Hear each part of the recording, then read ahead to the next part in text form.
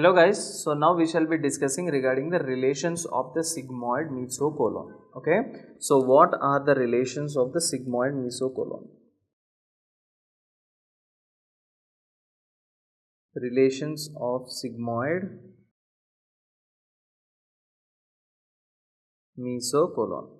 So what will be the relations of sigmoid mesocolon, guys? First of all, you have to draw the sigmoid mesocolon and then we shall look at the relations of the sigmoid mesocolon. Okay, so all of you know that this structure which I am drawing right now is your descending colon, right? This is your descending colon, and after that this part over here is called as your sigmoid colon, and here you got your rectum and the anus. Okay, so this part over here is called as your sigmoid colon. This is your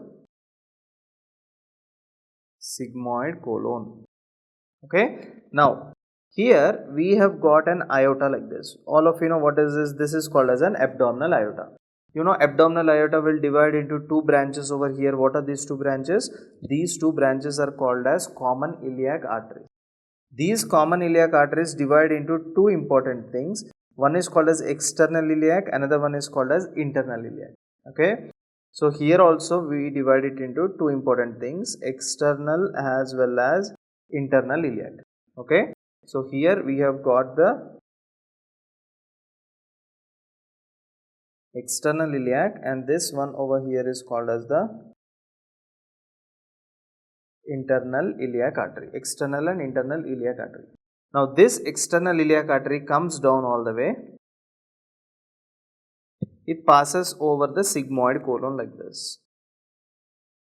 Okay, so this is the external iliac artery which is coming down and passing over the sigmoid colon. Next important thing you need to know is that if you have attended my previous lecture on the limbs of the sigmoid colon, right? So there I have already discussed in a topic of mesocolon, right? So there I have already discussed that there are two different types of limbs. So here we have got fold of peritoneum which forms the right limb of sigmoid colon, a fold of peritoneum which forms the left limb of sigmoid colon. You can see here, right? So there are two limbs. So what are these two limbs? One is called as the right limb of sigmoid colon. So this is called as the right limb of sigmoid colon. Right limb of sigmoid colon, and this one over here is called as the left limb of sigmoid colon. Okay, so we have got two important limbs. One is called as the left limb of the sigmoid colon, another one is called as the right limb of the sigmoid colon.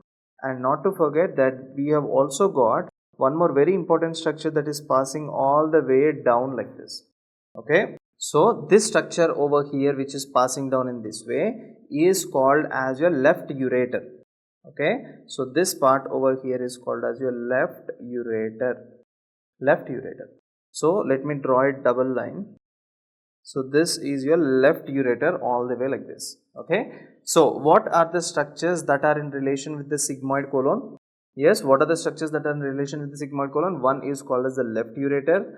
We have got the left limb of the sigmoid colon. We have got the right limb of the sigmoid colon, and another important thing is that we have also got this artery that is called as the external iliac artery. External iliac artery. Okay, so this another artery is called as the external iliac artery. So let us write down all the things down here. So what are the structures that are in relation? First important structure we have got is the left ureter.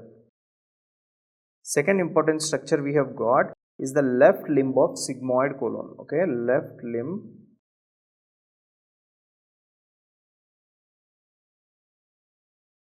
limb of sigmoid colon. Third important thing we have got is the right limb. Right limb of sigmoid colon. Left limb and right limb of sigmoid colon. And fourth important thing we have got is the external iliac artery. External iliac artery. So these are some of the very important structures which you need to know, and these are some of the very important structures which are in relation with the sigmoid mesocolon. Okay, so thank you so much for watching my video. Goodbye.